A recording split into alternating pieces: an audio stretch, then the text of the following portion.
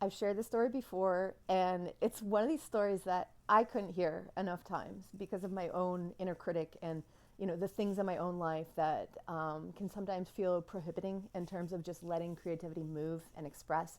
So this painting here, maybe some of you have heard this story, but it's one of my best sellers, and it emerged through negotiating with my own depression and overwhelm and patterns of addiction. And so I was going through, it was 2014, it was the fall, right around the equinox, and I was going through my first real big wave of actually feeling my own depression and anxiety, and life just felt totally overwhelming. And so every day I would just go home from work and sit in front of the TV and drink wine and numb myself out. And there was such a comfort in the numbing. And one night I just realized that it was almost like some voice, spoke to me and just said, like, if you don't disrupt this pattern, you could be in it for the next decade or two. And do you really want to look back on your life, Joanna, and say, like, why didn't I try? So then the idea came to me to literally set a timer, to put out my wine and my popcorn and like get the Netflix unlocked so I was ready to go. So I wasn't even telling myself that I couldn't engage with these addictive patterns, but I was more just creating manageable space for something new to potentially emerge, but also creating enough containment around like breaking through that it felt safe enough and I wasn't going to hate myself more. Like I really had to come up with some practical structure for this. And so what that looked like for me was literally setting a timer for 5 minutes and just saying, okay, I can go back, I can do the old patterns again and have a great time. But before I do that, I'm going to just give this a try.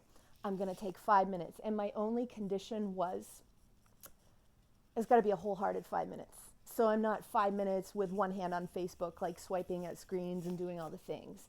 I had to be fully present with myself, which meant actually like, okay, maybe there'll be some big emotional waves coming up. Can I actually be with this?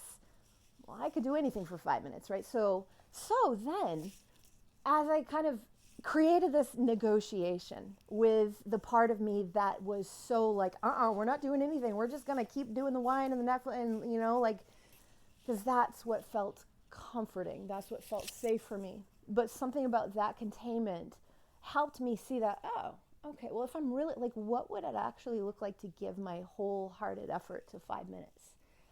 Just asking that question, like, how could I be fully present with this, started bringing in more insight around how I wanted to, like, curate the experience. So I actually got a little bit of energy to just dust off my, my like art supplies and actually create a more welcoming environment for inspiration to emerge. Yeah. And then by that point, I was actually starting to feel a little bit of like, whoa, this could actually be kind of fun. But mostly at that point, I was still totally overwhelmed of like feeling like, oh my God, am I going to hate myself more if I do this? Because that was my biggest fear.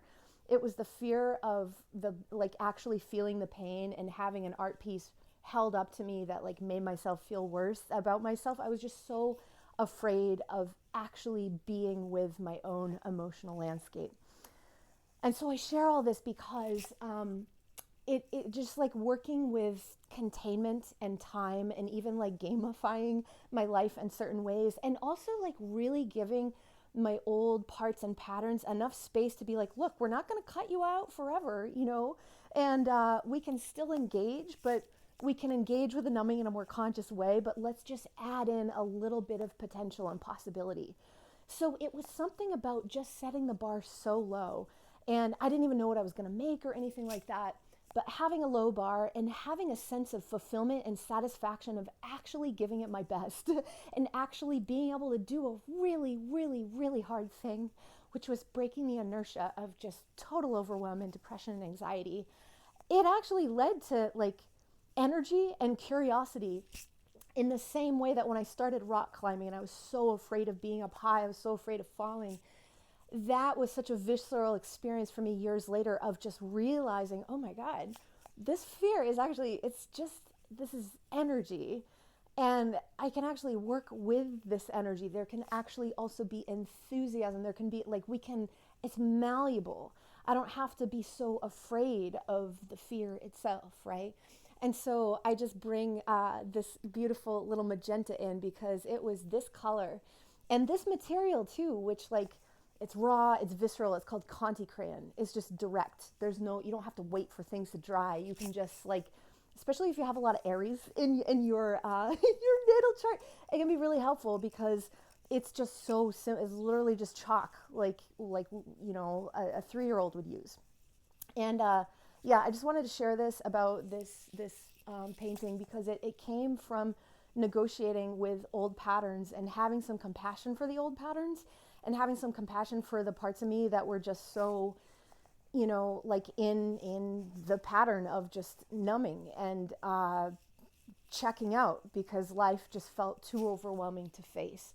But when I started opening myself up, that's when my life started opening up. And it just so happened to turn into this incredible, to me, it was super inspiring because I had no idea where it was going and I had no idea it was going to have these rainbow colors. And it was just such a joy to kind of be in, to like see myself in the beginning of the process with so much anxiety and fear and like overwhelm of hating myself more. And it just so happened to like turn into this experience where I was starting to take risks and I was starting to let go of the perfection and I was starting to say like, I don't know if it'll work to make all these rainbow colors. I have no idea, but I don't want to die without having tried, you know? Like, why not try? It's just art, right? And I say that with passion because I'm speaking to my own inner critic that is like always just wanting things to be so put together and so perfect and so performative. And just giving myself permission to make a mess, to not have to produce or perform was what allowed something to come through that then got to be a mirror image to me of like, okay, I'm in this really tough space right now and things do feel overwhelming. My life has literally like burnt down and there is a promise, there is a hope of some transformation, some resurrection through like this time in my life that I feel like I'm inside of right now. So I share all this about my life to just invite in what could it look like if you're feeling like you're stuck in a pattern that's, you know, serving a purpose and part of you is like, it's not really the trajectory that I want to head in the long term. Like what could it look like for you to like bring in like a really low bar, simple way of just engaging some part of you that is calling you forward in some way. So maybe it looks like a visual creative practice, but maybe it's getting into your body. Maybe it's going on a road trip. Maybe it's like picking up that dusty guitar, you know, like it could be anything. But just finding ways to disrupt the patterns can open up so much. So thank you for coming to my morning rant. And if you found use or value in this, I would certainly be open to hearing what about this message was meaningful to you. But the bottom line is you're amazing and these are really tough times and you're not crazy for feeling totally overwhelmed because like the collective nervous system is like going off right now. So please be really gentle with yourself. It's like, yeah, be really gentle with yourself. Reach out if I can help in any way. We also have an Artist Way group that's starting on Monday, March 23rd, and it's going to be amazing. And it's all about cultivating that muscle of courage to live more courageously, to live more creatively. And doing it in community is just so inspiring. So much love. Bye.